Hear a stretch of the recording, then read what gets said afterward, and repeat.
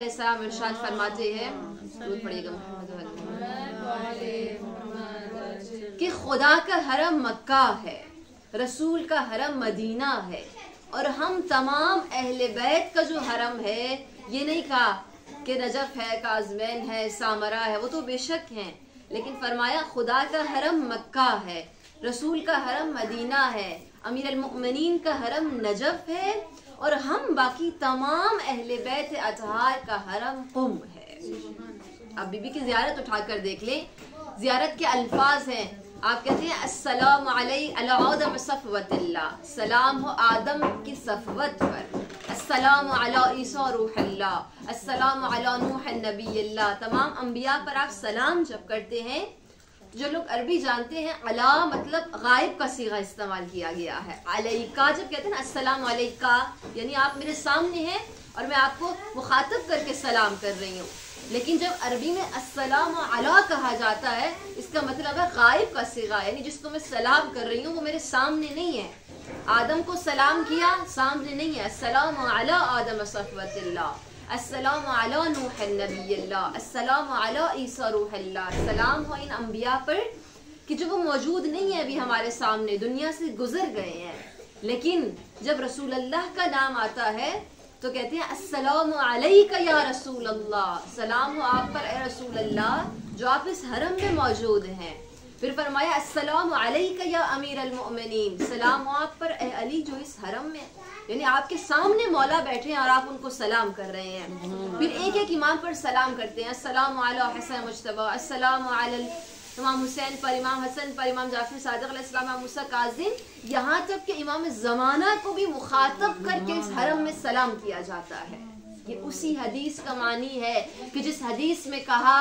ہم تمام اہل بیت کا حرم جو ہے قم المقدس ہے، یعنی اگر آپ ہر اہل بیت میں سے کسی بھی 14 میں سے کسی کی بھی زیارت کرنا چاہتے ہیں تو آپ قم چلے جائیں۔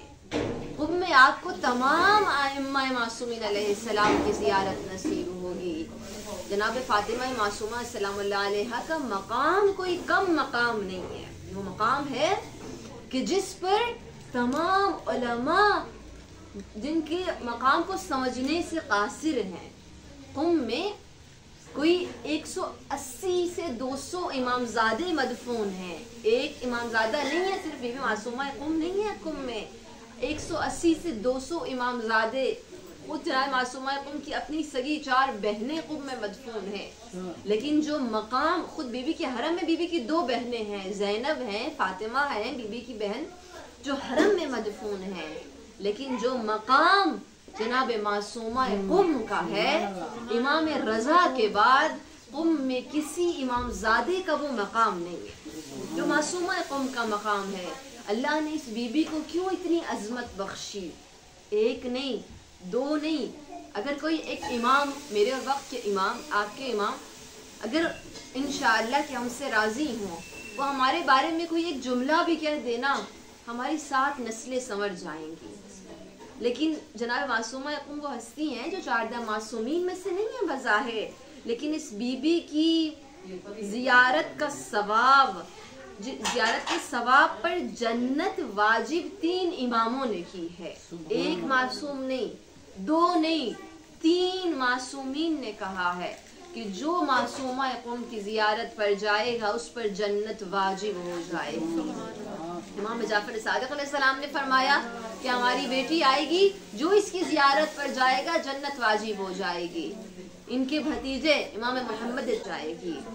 اور امام رضا علیہ السلام نے فرمایا کہ جو میری بہن کی قم میں زیارت کرے گا اللہ اس پر جنت کو واجب کر دے گا۔ درود پڑھے گا محمد و علیہ محمد۔ سید شہاب الدین مرعشی نجفی بہت بڑے عالم تھے، سب نے نام سنا ہوگا، مجتہد تھے، مرجع تقلید تھے اپنے وقت کے، نجف اشرف کے بہت بڑے عالم تھے۔ انہوں نے، ان کے دل میں آیا کہ میں نے تمام معصومین کی زیارت کر لی ہے، رسول خدا سے لے کر امام حسن عسکری علیہ السلام تک، یہاں تک کہ انہوں نے امام زمانہ علیہ السلام کی بھی زیارت کر لی تھی، لیکن ان کے دل میں آیا کہ میں سید ہوں، میں مجتہد ہوں، میں نے اپنی زندگی کے اتنے سال دین کو حاصل کرنے کے لیے صرف کیے، میرا دل چاہتا ہے کہ اپنی جدہ ماجدہ فاطمہ زہرا کی بھی قبر کی زیارت مجھے نصیب ہو۔ مجھے معلوم ہے کہ مخفی ہے سیدہ کی قبر، لیکن میری دل کی یہ خواہش ہے، تمنا ہے کہ میں اپنی بیوی اپنی ماں فاطمہ زہرا کی بھی زیارت کروں۔ یہ دل میں خواہش رکھتے ہوئے آئے امیر المؤمنین علیہ السلام کے حرم میں، مولا کے حرم میں آئے، 40 راتوں کو توسل کیا اس سید نے، اتنا توسل کیا، بیٹھ گئے حرم مبارک میں، کہا مولا میں نہیں جانتا، مجھے اپنی